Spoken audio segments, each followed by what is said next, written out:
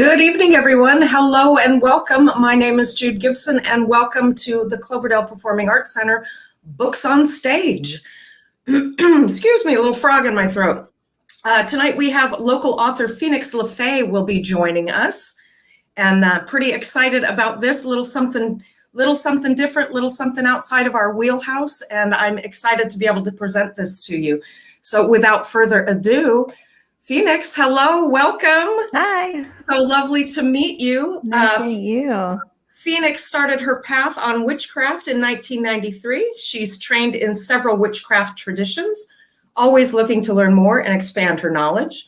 She's initiated in the reclaiming tradition of witchcraft, the Avalon Druid Order, and the Gardnerian Wicca. Phoenix is a professional witch, offering readings and spellcasting support to her students and clients. She's a published author and the owner of the witchy shop Milk and Honey in Sebastopol, California. That's right. Hello. Hi. Welcome. Thank you. So let's address the elephant in the room right off the bat. The witchcraft word has a lot of people nervous, frightened, scared, confused, disoriented. Why don't you take a moment and tell us what it's really about, unfiltered, and give us a look on the inside. Yeah, absolutely. So I think the easiest way to explain it is more of an earth-based religion. So I am very connected to the earth and the cycles of the planet. I'm very invested in the health of our planet and the creatures that live there, including humans. And that is a lot of what witchcraft is about, is being connected to our planet in a way that is devotional, that is religious, really.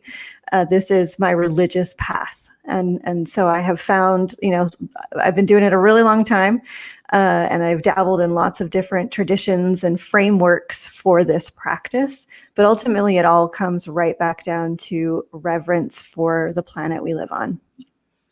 So not what we have been led to believe about pointed hats and brooms and negative spell casting and that type of. Yeah, I mean, I do have a pointed hat because I'm kind of a nerd and I like that kind of thing. I have a broom that hangs over my front door because it's a symbol of good luck and keeping negative energy out of my house.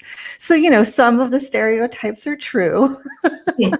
But no, like for the most part, no, you're not going to see me doing anything nefarious in my backyard or, anything like that. Yeah. Good to know. And thank you for clearing that up and shedding a little light on that subject, because I know it does make some people nervous. Absolutely. Myself personally, it makes me very intrigued. I've been I've got my second COVID shot, so I've been home on the couch and going through your book. So I'm pretty excited about this. It's different for a lot of folks. Yeah. And that doesn't necessarily mean scary or evil or bad. It's just a completely different way of thinking, a different type of religion, if you will. Yeah, absolutely. Yeah. Yeah. And it's been a long time. So I've had all kinds of reactions and all kinds of questions, and it's my favorite thing to talk about. So I'm always happy to ask the questions or answer the questions, even if they're awkward or uncomfortable. So I'm happy to chat.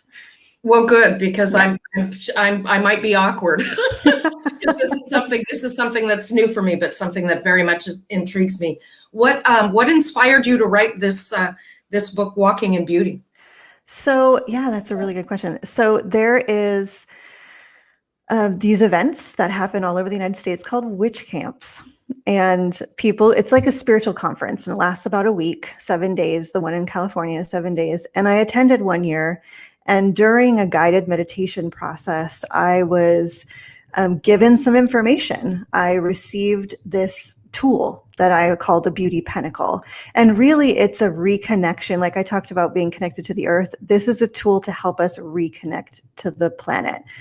I say this in the book, all it takes is 5 minutes on social media or watching the news or looking at some of the things that are happening in our world right now to feel like, oh no, we're doomed.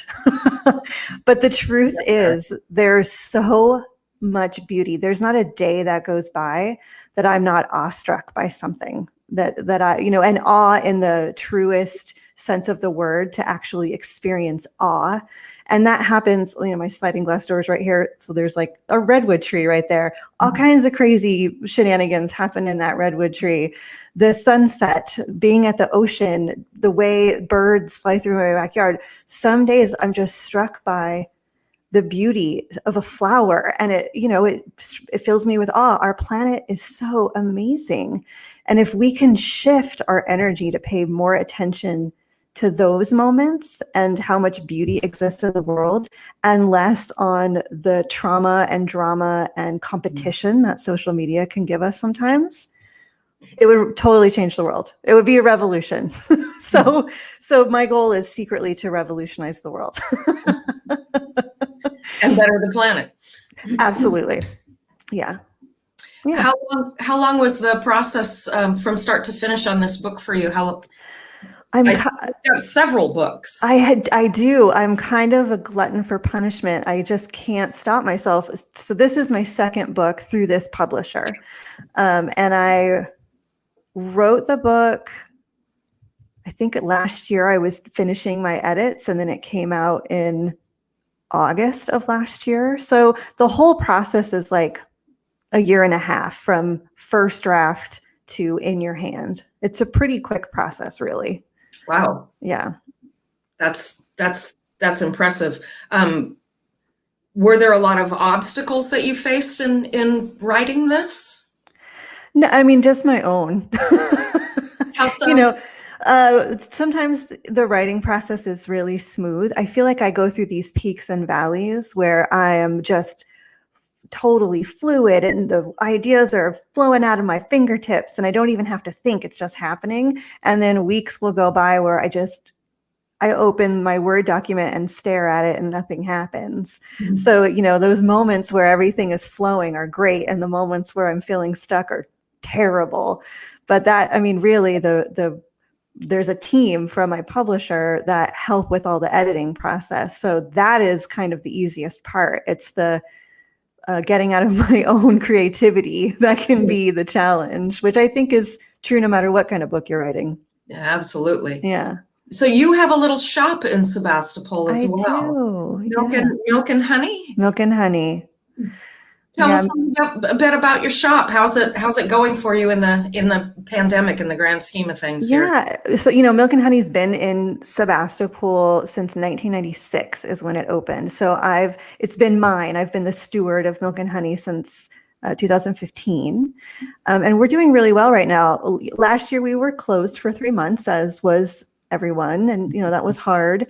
But we've bounced back and we sell spiritual supplies and jewelry and crystals and stones and journals and books and incense, divination materials. There's lots of cool stuff to look at. And as things are a little bit more safe, we also have tarot readers that are there on the weekends and classes and things like that. All of that's been sort of on hold, we're doing classes online, which has been really fun. And what type of classes would you be offering? Yeah, well, for example, in May we have the Intro to Witchcraft class. So it's really all you could want to know about witchcraft, and it's very informative, a little bit hands-on, and I do it all over Zoom. I've sort of had to pivot, as the saying goes.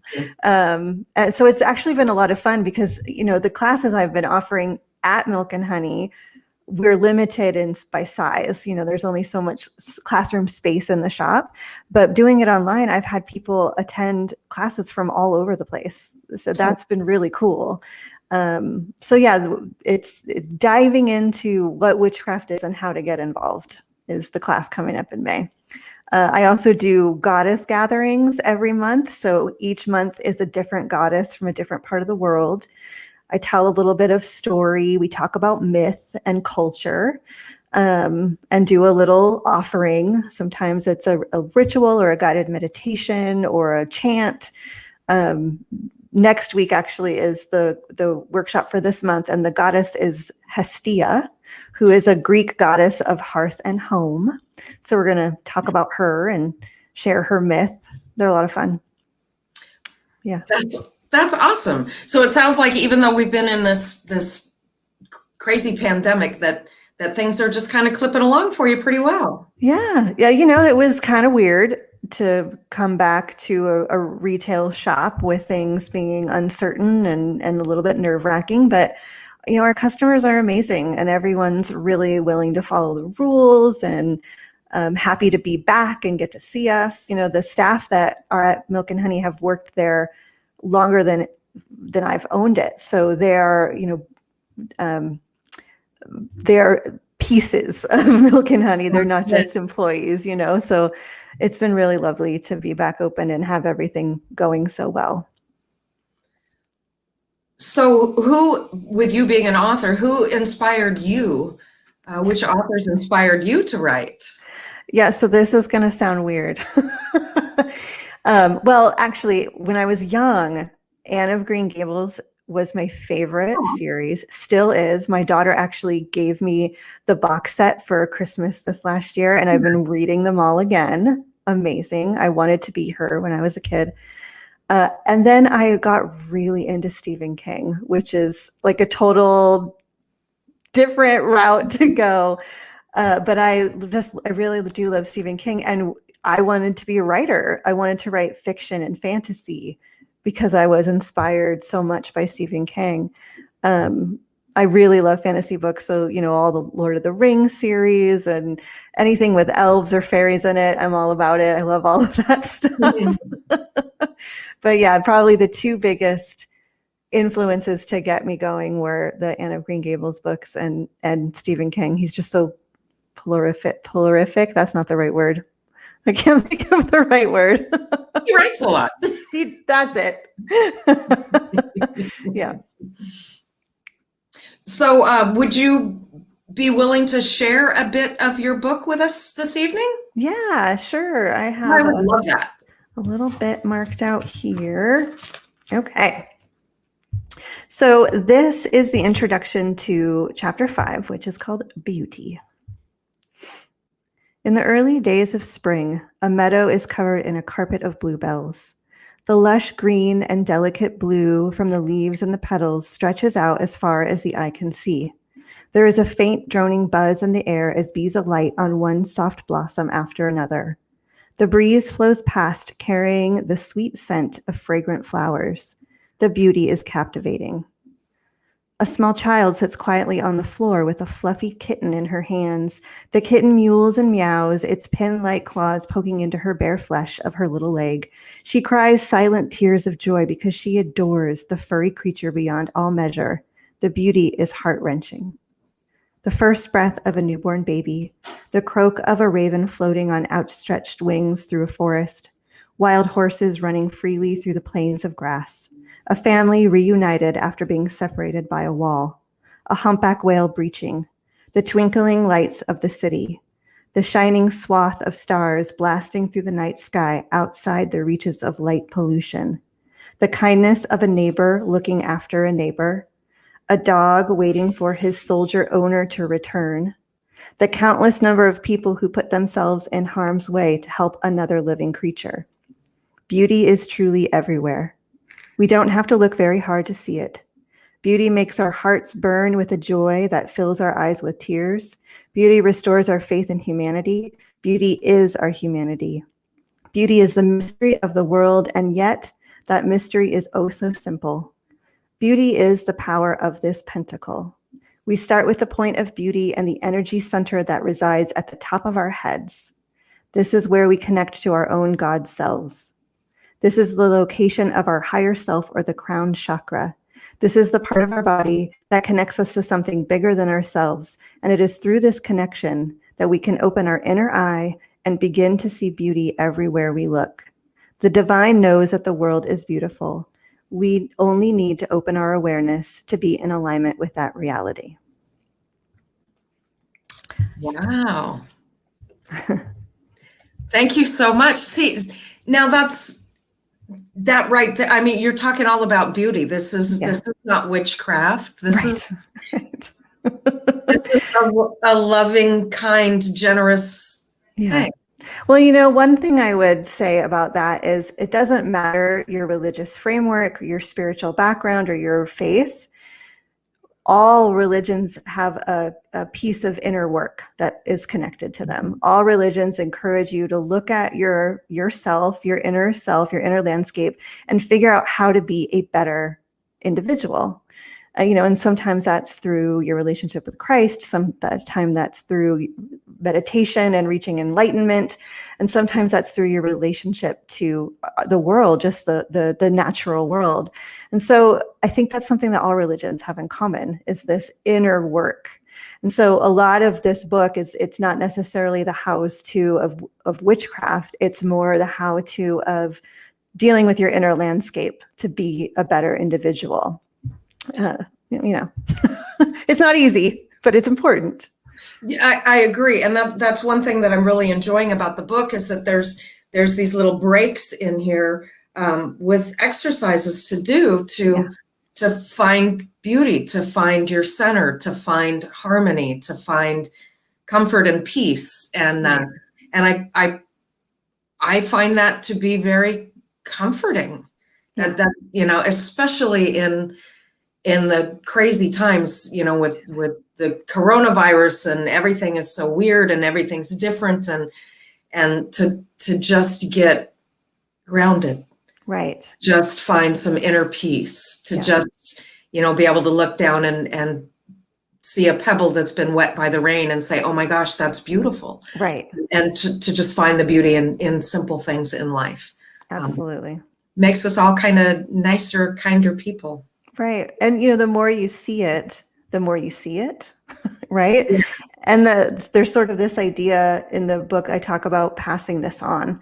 So that is actually one of the things that social media can do really amazing, is when you connect in or find something that you've witnessed, you can share that. And then it can inspire others to feel that sense of awe, that sense of connection. I'm sure everyone has had that experience scrolling through Facebook or Instagram or whatever, where you see a story that warms your heart, or an image that's just so beautiful. That's the bright side of social media. So, there is this way of passing it on and sharing it with others, paying it forward, so to speak. So yeah, I think this is an important part. This goes beyond religion, really. This is an important part of being human. Yeah. Yeah, I find that just to be so touching and so sweet. I mean, we've all been locked up in our houses for a very long time now, right. And finding the beauty in anything can become a struggle after a time. I know people's mental health is taking a hit, and their social circles are taking a hit, and people are fearful. You don't have to even leave in my instance, my own courtyard, to find beauty. It's there if you look. Yeah. And you said something really important, is of course there's hardship, right? This isn't a book about ignoring that or pretending that doesn't exist, because that's counterproductive. That's a little bit of putting your head in the sand, or like that Pollyanna, like everything's fine. No, everything's not fine, but that doesn't mean that there still isn't good, and good to focus on. The hardship will be there. The troubles will be there, and you still need to deal with them. You can't just shut that down and avoid it. You still have to deal with them, and you can still have this full, beautiful life experience. You can still connect to these places, and it's not always easy. I feel like the work of connecting to beauty, the work of connecting to awe, is actually really hard. It sounds easy. It sounds like, that of course it's just so easy. But doing that on a regular basis, having that be like a daily practice, it's a challenge. It's hard. And I would hope that more people would try. I think that could really change the landscape of our culture. Well, that's one way that our landscape seriously needs to be changed. Right. I agree. In my opinion, we've become tired and forlorn, and we're not looking up. Yeah. staring down at our own feet and not even looking up as to what's around us. Absolutely. So any reason to hold the head up and the heart opened and take a peek around you is a welcome thing in my book. Yeah. So when writing these books, did it become all consuming for you, or were you on a schedule with this? Was it something that you just sat down and busted out, or? Yeah, it's funny. So my most recent book is called Life Ritualized, and I wrote that with my partner, my husband, business partner, life partner, and we have very different processes. I need background noise. Like I'll put on TV just because I need noise. I need things going on. I can be multitasking. I'll check Facebook and then write a page, and then I'll check my email. And so the chaos is good for me. And he is exactly the opposite. He needs like silence. The dishes need to be clean. Everything must just be so organized so he has no distractions. And so, my process is a little bit chaotic. And like I said before, it's peaks and valleys. So when the creative flow is happening, I can get a real lot done. And I have to take advantage of those moments and squeeze all the life I can out of it. I do really well with deadlines. So if I know it has to be done by this moment, it will be done by that moment. I make that happen. So dirty dishes be damned. Exactly. Someone else can take care of that. I'm on a deadline. Do you have plans for future books? Actually, yeah, I'm. Are you going to be working with him, or is he going to just be keeping the kitchen clean? And we've been teasing each other about that, whether we're going to do another project together or not, because it was an interesting process. So I have a feeling something will probably eventually roll out, but we both are doing our own projects at the moment. So I just turned in my first draft of my next book yesterday. Oh wow! Yeah, so that's in the works. What's the concept of the next book, if you care to share? Yeah, so this title is a little bit more in your face. It's called Witches, Heretics, and Warrior Women. And it is Ignite, I'm trying to remember the subtitle, Ignite Your Inner Rebel Through Ritual and Magic. Wow.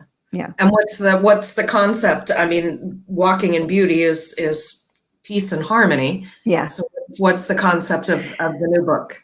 It is a similar concept, funnily enough, but it's more about being rebellious with it. Like the time of playing nice is done. You don't have to fit in. You don't have to conform. You don't have to be the nice girl. You can be a rebel. You can stand out and be bold and be brave. And in a way that is also walking in beauty. It's just the walking in beauty is more about the inner. And this is like, okay, you've done this work. You know who you are. Now be brave and let everyone see it, which is scary. So a part two. Sort of, yeah. You've learned all the concept. You've mastered the skills that are in here, which I'm loving the little exercises after bits in there, because it makes you stop and think. Right. And that's what a concept. Makes you stop and think. Gotta love that. So if you did write with them, at least now you know what it's going to be like. It wouldn't, you've got a little bit of knowledge under your belt. So, so that maybe that'll make the process easier. Yeah, probably. I don't know. True. I've never written a book. I wrote a short story. Yeah, it's he's super extrovert. I'm super introvert.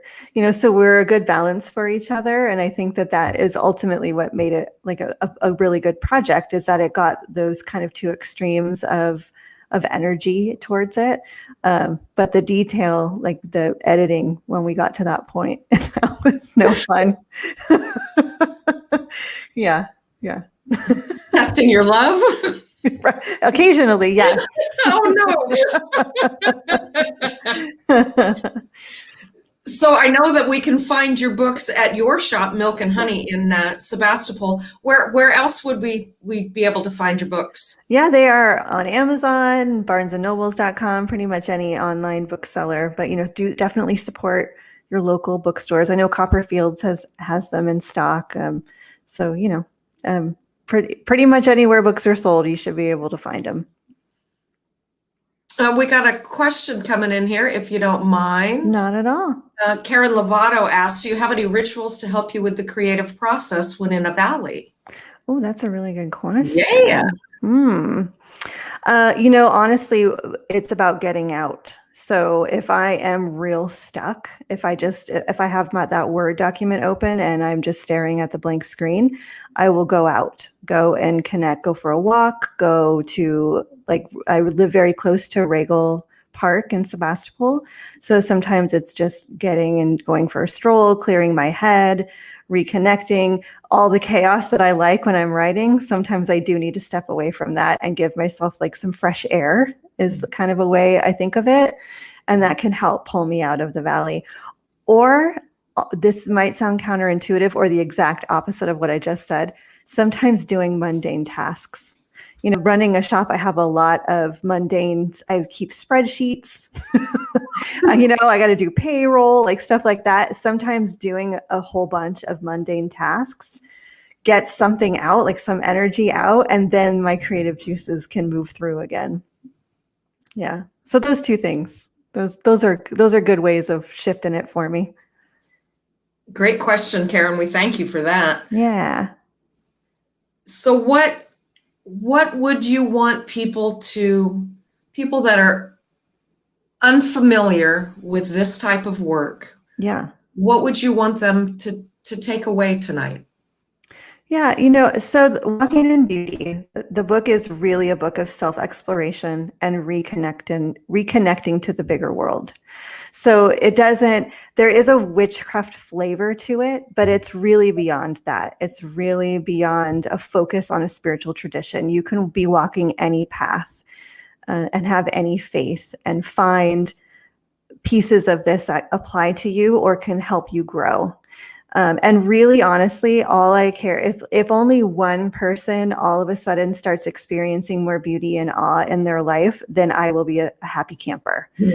That's really what my goal is to have more folks feel more connected. I feel like that's going to save us. Right. Yeah.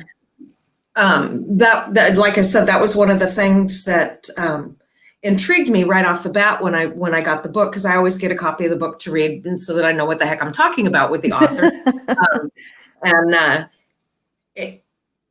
It wasn't what I expected. I mean, I tried not to have any expectations. I try to be, just open and try and go where the author wants to take me. Yeah. But this wasn't where I expected to go. Now, I'm a person that's Native American. Okay. And so I have my own set of religions and ceremonies and things of this nature. And I noticed that a lot of things wove through. Yeah. And that it wasn't unfamiliar.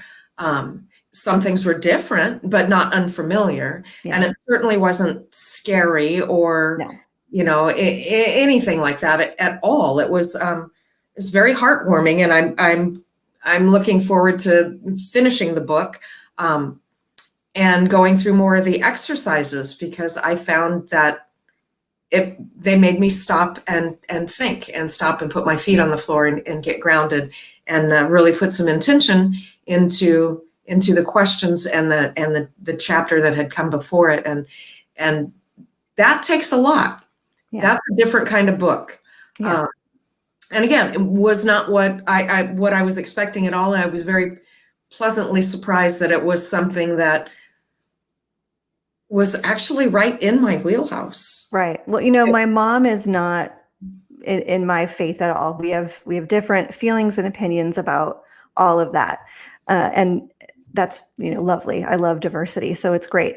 But before I sent this book to my publisher, I had her read it, because I really wanted to make sure that you didn't have to have a background in witchcraft or paganism or alternative spirituality to get it. And so she was my first reader, and I got really beautiful feedback from her on exactly what you're talking about. So, like I said, it does. I am a witch, right? I am a pagan. I practice an earth-based religion, but this book isn't necessarily a representation of that. It is flavored by that because that's my flavor. Yeah. Well, I thank you very much for joining us. It looks like Karen Lovato is going to be getting a copy of your book tonight. Nice. For asking a question. So Karen, you stick around and give us your address, honey, so we know where to send that to.